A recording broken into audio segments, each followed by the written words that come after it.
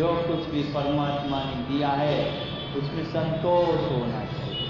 स्वभाव को सरल बनाओगे तब संतोष मिलेगा।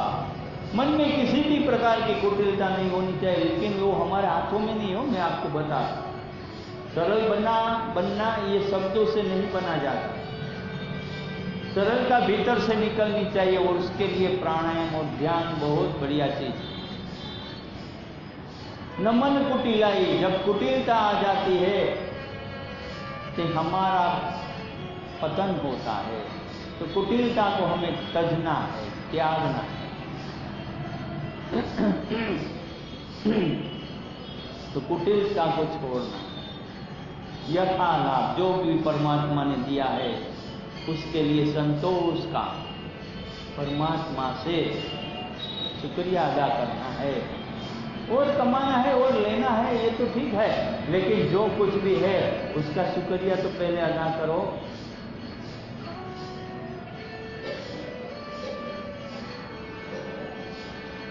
तो ये संतोष, फिर तप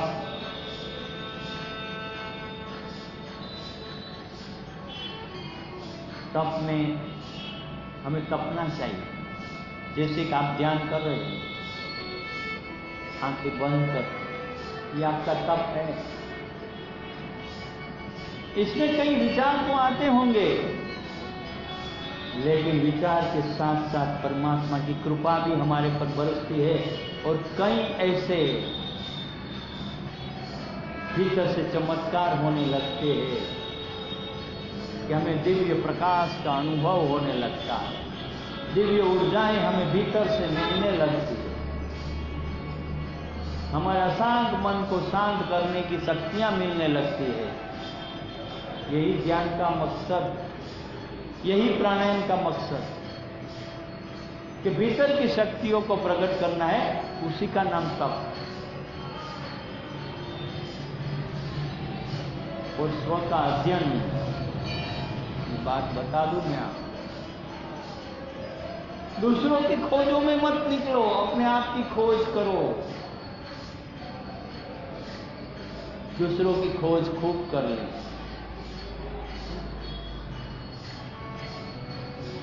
हम दूसरों की जय जयकार बहुत बोलते हैं, दूसरों का बखान बहुत करते हैं, लेकिन कभी अपने बारे में सोचा है कि हम इस स्थिति को कब प्राप्त होंगे? और यही ध्यान और प्राणायाम से आता है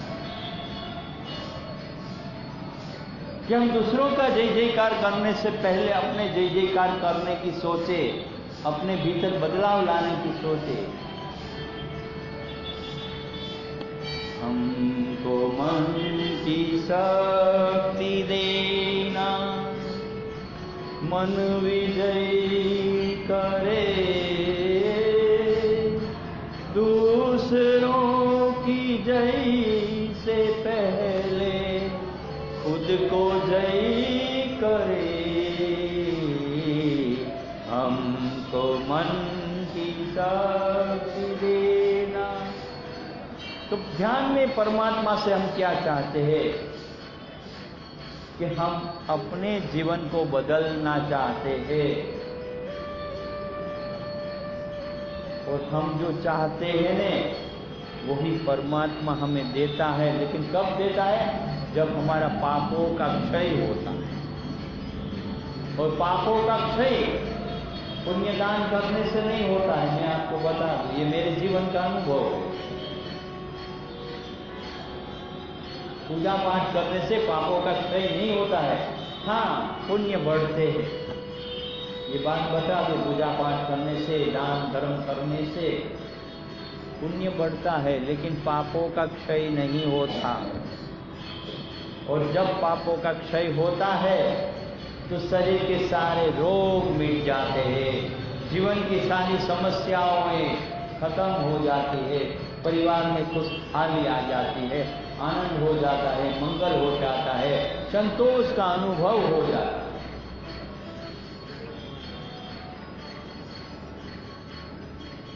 उसी का नाम स्वाध्याय है कि अपने आप का अध्ययन करो, अपने आप को जानने की कोशिश करो।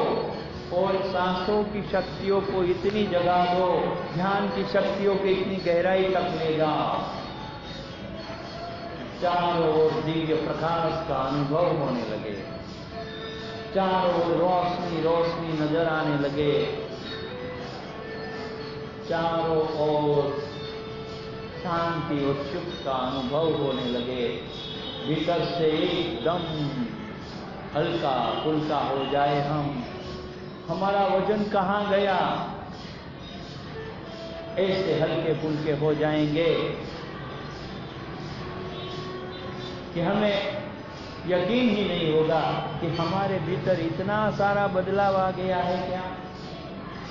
तो यही हमारी सांसों की ताकत है, यही हमारी ध्यान की गहराइयाँ है कि जिस चीज को आप इस वक्त किसी न किसी रूप में अनुभव कर रहे हैं भीतर, क्योंकि ये आपकी मेहनत का फल है।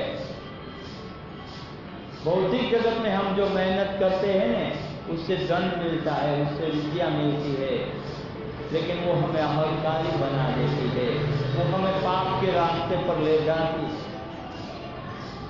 लेकिन भीतर की शांति को प्राप्त करने के बाद, प्राणायाम से पूरा शरीर पवित्र करने के बाद जो शक्तियाँ अर्जित होती है उससे कभी अहंकार नहीं आता, शांति और सुख का अनुभव होने लगता है।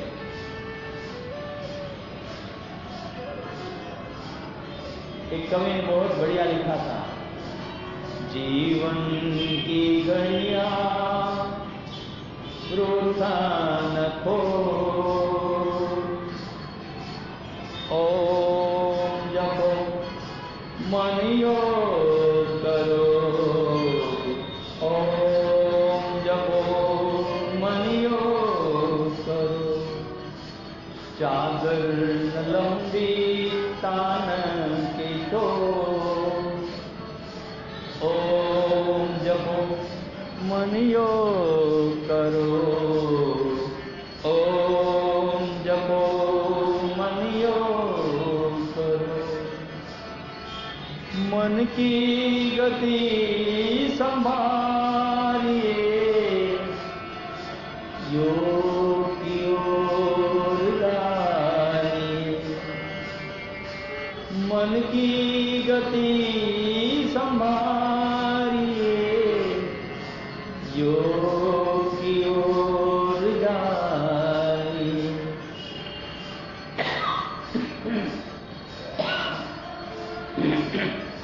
होना न चाहे जो जीवन को, ओम जपो मन योग करो, ओम जपो मन योग करो, जीवन की घड़ियां वृथा न खो, ओम जपो मन योग करो, ओम जपो मन योग करो।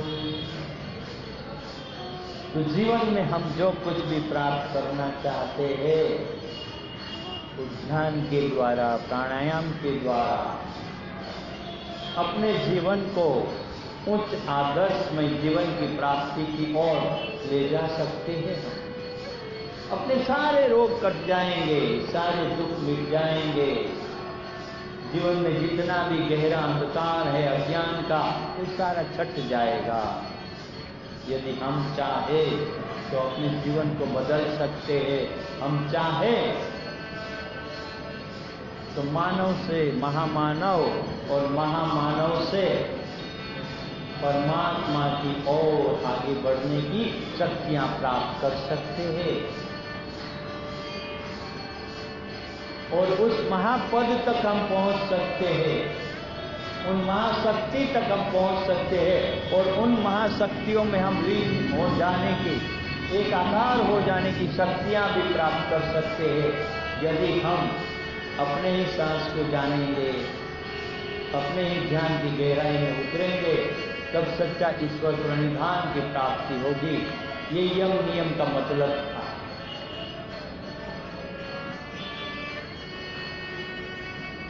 क्योंकि यम नियम है ना, वो हमारा फाउंडेशन है, वो हमारा पाया है, वो हमारी बुनियाद है।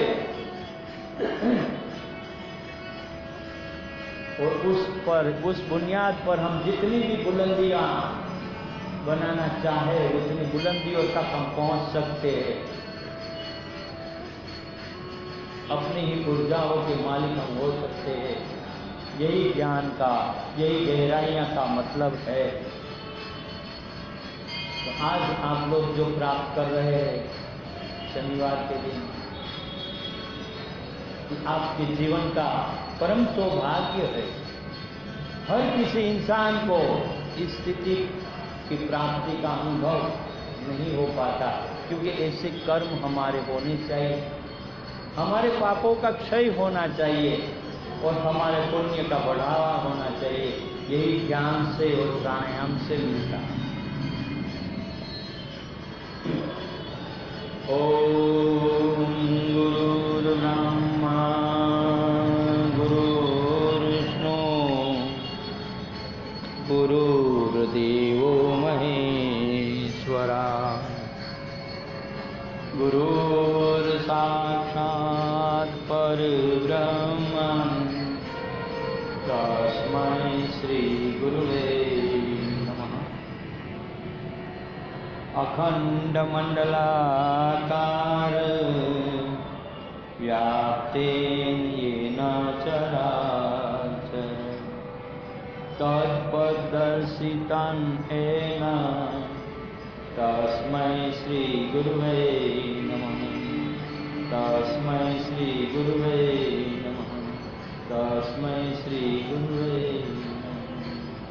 कर्पूर गौरव करुणावतारं संसार सारं भुजगेन्द्रहारं सदा वसन्तं हृदयारविन्दे भवं भवानी सहितं नमामि।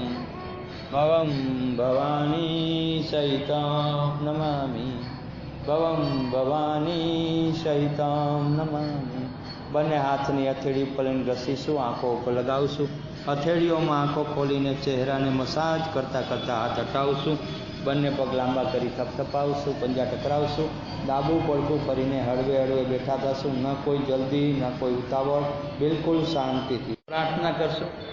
હમ યોગ કરાયેંગે सब रोग भगाएंगे, हम योग कराएंगे, इस सारे विश्व को सुख शांति से भर देंगे। हम योग कराएंगे, हम योग कराएंगे, सब रोग भगाएंगे, हम योग कराएंगे। ओम यो शांति अंतरिक्षं शांति पृथ्वी शांति रापः शांति रौषधय शांति वनस्पतय शांति विश्वदेवाः शांतिर्ब्रह्म शांति सर्वं शांति शांतिरेव शांति शामा शांतिरेधियो शांति शांति शांति